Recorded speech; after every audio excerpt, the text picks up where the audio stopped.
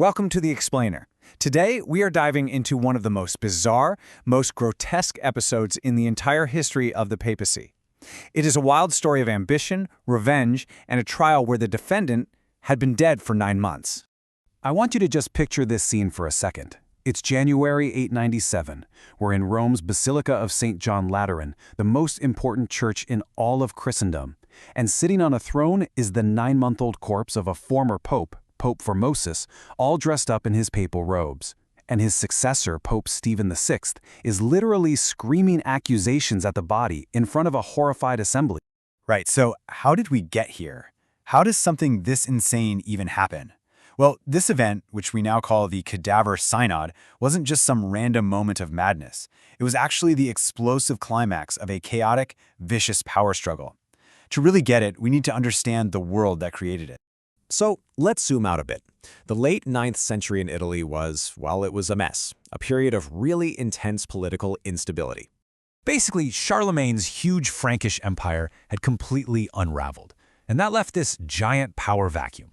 You had all these noble families fighting each other for control of Italy and for the super prestigious title of Holy Roman Emperor. And here's the key, only the Pope could grant that title. So suddenly, the papacy wasn't just a spiritual office anymore. It was the golden ticket to ultimate power. So in this fight for control, 2 major factions really emerged. You had the powerful Italian house of Spoleto on one side, and on the other, you had the supporters of the Frankish king, Arnulf of Carinthia.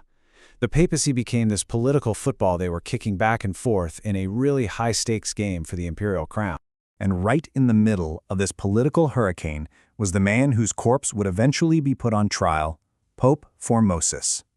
Formosus's career was a real roller coaster, long before he ever wore the papal tiara. He was a great diplomat for sure, but he also made some powerful enemies, like Pope John VIII, who actually excommunicated him for political conspiracy. To get back in the church's good graces, Formosus apparently had to swear an oath that he would remain a layman forever.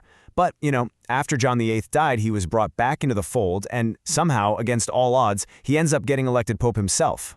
So now he's pope, and Formosus is walking a political tightrope.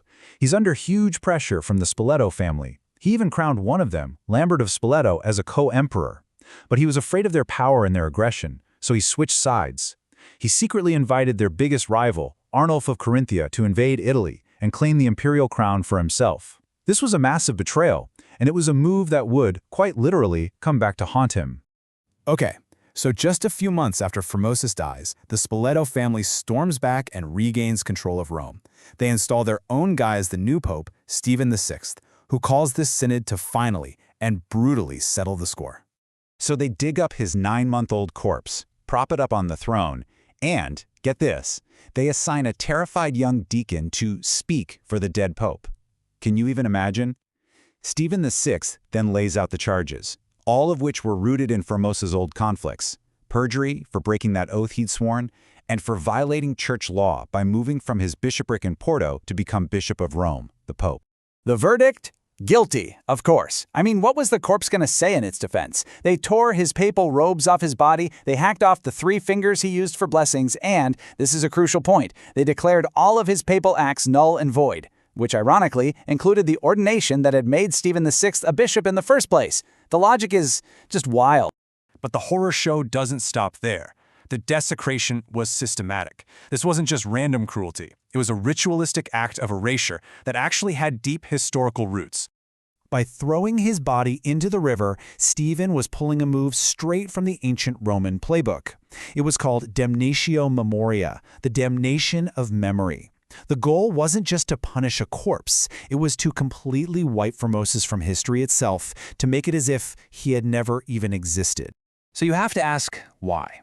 Why go to such grotesque, theatrical length? Was this really just about political revenge? Well, historians have a couple of main theories. So, theory number 1 is the classic explanation, the one we've heard for centuries. It was straightforward political revenge by the Spoleto family. Simple as that. But there's another, more recent idea. Rumors had been spreading that Formosus's body was performing miracles from beyond the grave.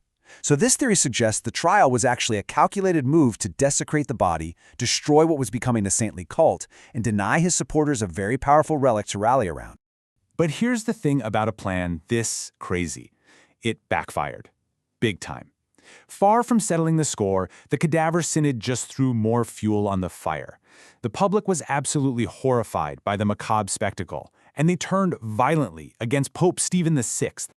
The backlash was immediate and severe. A public uprising led to Pope Stephen VI being thrown in prison and strangled. His successor, Pope Theodore II, was only in power for 20 days, but he used that time to nullify the entire trial and rebury Formosus with full honors. The next pope, John IX, not only confirmed that, but even banned trials of the dead forever. You'd think that would settle it, right? Nope. Just a few years later, Pope Sergius III, who was one of the original judges at the trial, seizes power and reinstates the guilty verdict all over again. It was absolute papal whiplash. So what do we make of all this? Is the Cadaver Synod just a bizarre, grotesque footnote in history? Or is it a stark reminder of what happens when absolute power and political desperation collide? Ultimately, it's a chilling testament to a time when the papacy wasn't just a spiritual office, but a battlefield. The political games were so brutal and the stakes so high that for men like Pope Formosus, even death was no escape from the judgment of his enemies.